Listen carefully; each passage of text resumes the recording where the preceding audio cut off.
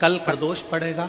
बुधवार की प्रदोष पड़ती है तो शिव रजत भवन में निवास करते हैं। बुधवार की प्रदोष कामना की पूर्ति करती है। मेरा मेरी जीजी से, मेरी बहन से निवेदन है, तुम दुनिया के साल भर में कितने भी व्रत कर लो, तुम कितने भी उपास कर लो, तुम कितनी भी पूजन कर लो, तुम कितना भी अनुष्ठान कर लो, सारे व्रतों पर, सारे अनुष्ठानों पर, सारी पूजन पर सावन के महीने के जो सोमवार होते हैं, जो शिवरात्रि होती है, जो प्रदोष होती है, ये पूरे साल के व्रतों पर प्रबलता प्रदान करते हैं, बल देते रहते हैं। पर निवेदन है, सावन के सोमवार का व्रत करो, पर ऐसा व्रत मत करना कि तुम्हारे व्रत करने से परमात्मा को भी टेंशन हो जाए।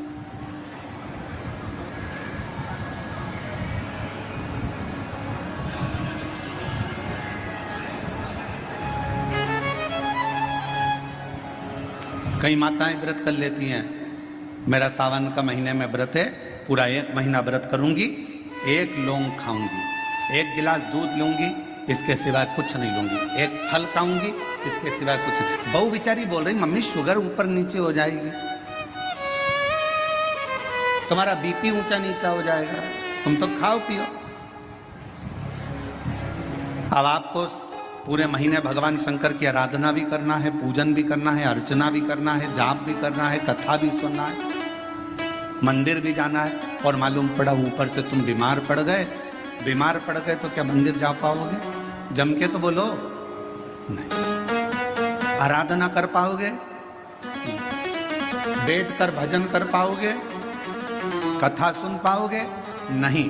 इसलिए व्रत ऐसा करना जिस व्रत में तुमको भी टेंशन नहीं, तुम्हारे परिवार को भी टेंशन नहीं, और भगवान शंकर को भी टेंशन नहीं, किसी को चिंता नहीं। तुम्हारे व्रत करने से किसी को परेशानी नहीं। मालूम पड़े तुम भोजन का त्याग कर दो, इसका त्याग कर दो, उसका त्याग कर दो, सब चीजों का त्याग कर दो और बीमार पड़ जाओ, तो शिव महापुराण की कथा कहती है ऐसा तप, ऐसी साधना किसी की।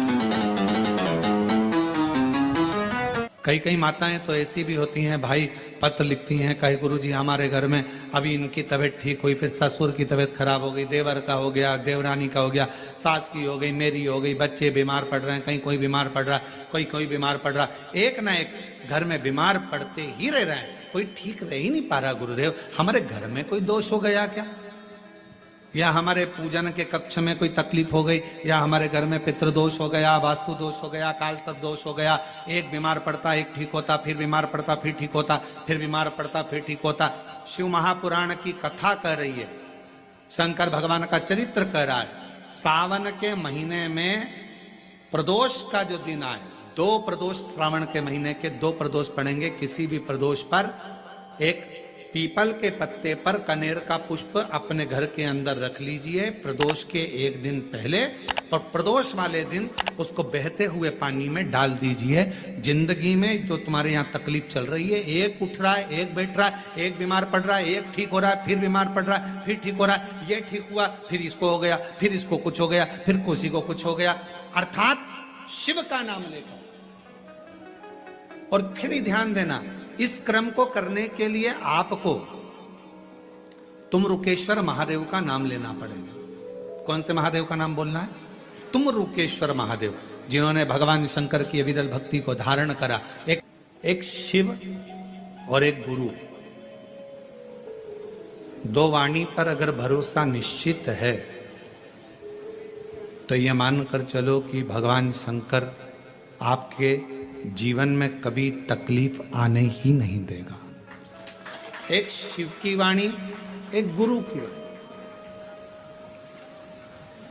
जिस प्रदोष व्रत का हम वर्णन करते हैं, जिस प्रदोष के दिन का आपको बधाई कल हमने दी थी कि प्रदोष की आपको बधाई हो, प्रदोष शाम का जो समय होता है, प्रदोष काल जो होता है, उसका वर्णन जब हम करते हैं, ये प्रदोष की पूजन का विधान किसने बनाया, ये प्रदोष की पूजन का नियम किसने बनाया, ये प्रदोष की संध्या काल का, प्रदोष के समय का पूजन का विधान कौन बनाया, ये प्रदोष के समय पर एक बेलपत्र चढ़ाने का विधान किसने बनाया, प्रदोष के समय पर एक समीपत्र चढ़ने का विधान किसने बनाया, प्रदोष के समय पर अगर मान लो कोई भिखारी से भिखारी व्यक्ति भी है जो ठेला चला रहा है, उसके पास में खाने के लिए कुछ नहीं है, फटे कपड़े पहन रहा है, उसकी जिंदगी में कुछ भी नहीं बचा और कर्जे में लदालूम हो गया। एक चावल का दाना अगर वो प्रदोष के दिन, प्रदोष काल में शाम के समय पर शंकर के शिवलिंग पर चढ़ा देता है तो 3 या 4 प्रदोष में उसका कर्जा चूकना प्रारंभ हो जाता है। वो प्रदोष का विधान है। इतना ये प्रदोष का वर्णन करा किसने? इतना प्रदोष की महत्वता बताई किसने? कौन करे इतना वर्णन? अगर प्रदोष की महत्वता बताने वाला कोई है, इसीलिए मेरे शंकर भगवान माता सती को लेकर कुंभज ऋषि के यहाँ, अगस्त ऋषि के यहाँ कथा सुनने के लिए गए थे, क्योंकि उनके बराबर कोई शंकर के महत्व को बता नहीं सकता और प्रदोष के महत्व को नहीं बता सकता। सती मैया को प्रदोष का महत्व बताने के लिए शंकर सती जी को लेकर कुंभज बाबा के यहाँ गए थे, अगस्त ऋषि के, कि प्रदोष के महत्व को तो जानो सती, तुम प्रदोष के महत्व को तो सती जानो, तुम प्रदोष के महत्व को तो सती पहचानो कि प्रदोष का महत्व क्या होता है, प्रदोष काल का महत्व क्या होता है, प्रदोष के समय का महत्व क्या होता है। जिस समय पर सूरज डूब रहा हो, चंद्र प्रकाशित हो रहा हो, दोनों का मेल हो रहा हो, ना तो पूरा सूरज डूबा है, न पूरा चंद्र आया है, न पूरा अंधेरा है, न पूरा उजाला है, उस समय को प्रदोष काल कहा गया, उस समय को प्रदोष का समय कहा गया, प्रदोष काल कहा। अब कई लोग हमसे कहते हैं गुरुजी आप हमको प्रदोष का समय बताया करो कि प्रदोष काल किसको कहते हैं, प्रदोष का समय किसको कहते हैं। अब एक बात हम आप सबसे कहना चाहते हैं, जितने लोग आस्था चैनल पर सुन रहे हैं, जितने फेसबुक यूट्यूब पर सुन रहे हैं और जितने रेवाड़ी की इस पवित्र धरा पर कथा को सुन रहे हैं, आप सबसे एक बात कहना चाहेंगे।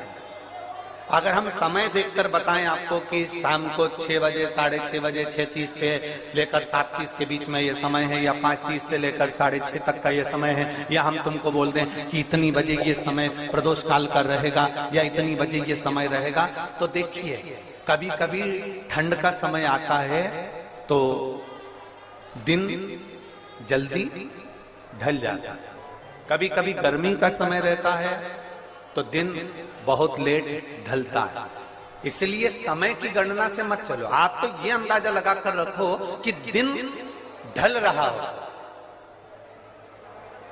अंधेरा होना शुरू हो रहा, सूरज डूब रहा हो, चंद्र प्रकाशित हो रहा हो, अंधेरा अपना काम कर रहा है, सूरज ढलता जा रहा है, दिन कम होते चले जा रहा है और अंधेरा थोड़ा बढ़ते चले जा रहा है। इन दोनों का जो मिलन का समय हो, अब वो कितनी भी बजे, आप तो बस उसके मिलन का समय निकाल लो, वही समय प्रदोष काल कहलाता है, वही समय प्रदोष।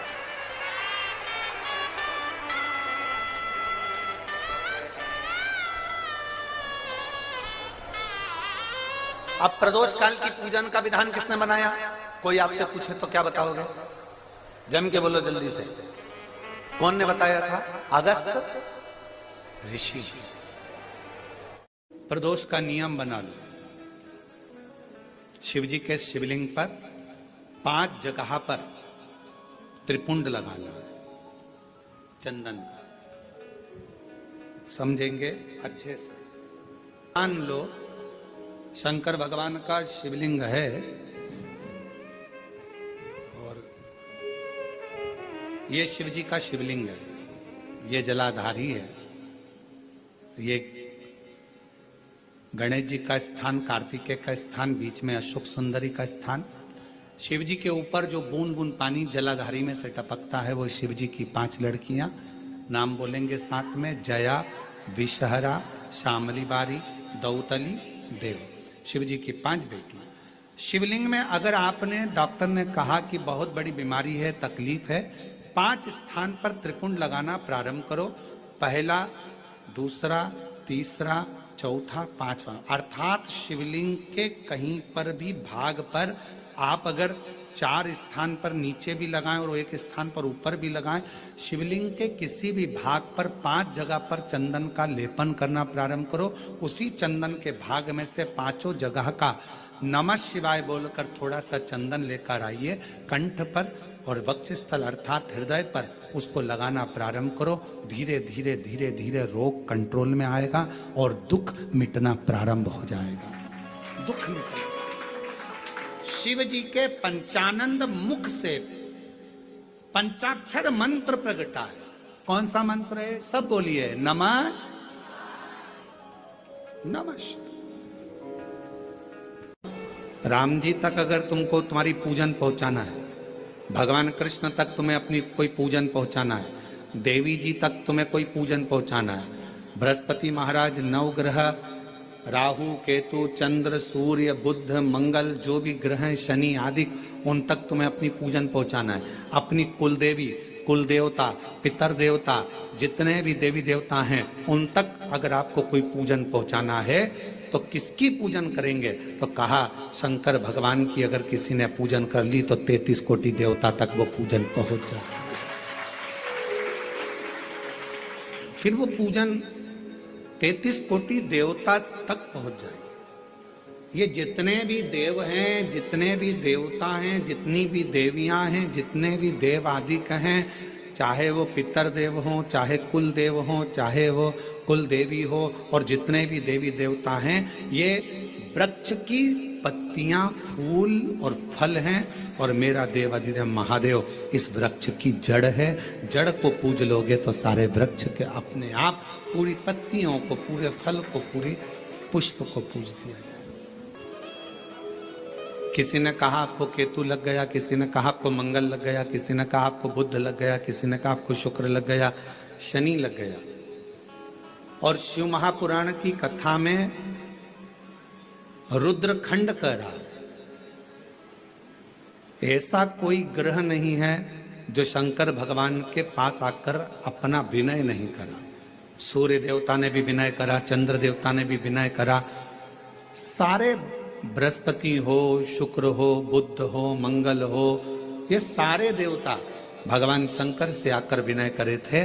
तो शिव जी ने इनको वचन दे दिया था कि तुम पूरे नव की नव ग्रह मेरे शिवलिंग के पास में होगे और जो मुझे जल चढ़ाएगा वो नवग्रह देवता अपने आप शांत स्वभाव में हो जाएंगे और उनको फल प्राप्त। ये शिव का वचन।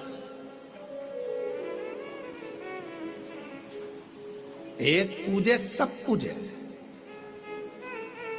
वृक्ष की जड़ में जल दिया, पूरे वृक्ष की पत्तियों में, फल में, फूल में पानी पहुंच गया।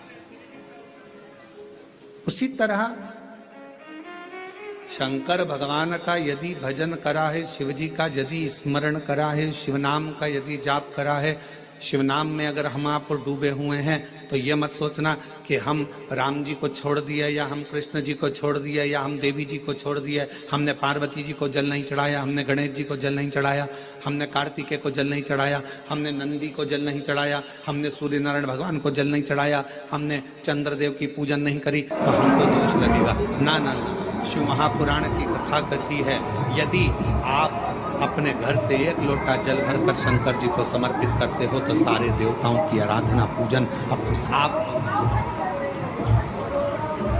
अपने 5 स्थान है जहां पर भगवान शंकर को चढ़ा हुआ जल यदि हम लगाते हैं तो हमारे 9 ग्रह, चाहे शनि हो, चाहे राहु हो, चाहे केतु हो, चाहे बृहस्पति हो, सारे ग्रह हमारे अनुकूल हो जाते हैं। 5 और सभी श्रोता भाई बहनों को कि कल प्रदोष व्रत मंगलवार का पड़ रहा है, लड़के को मंगल है, क्या करा जाए?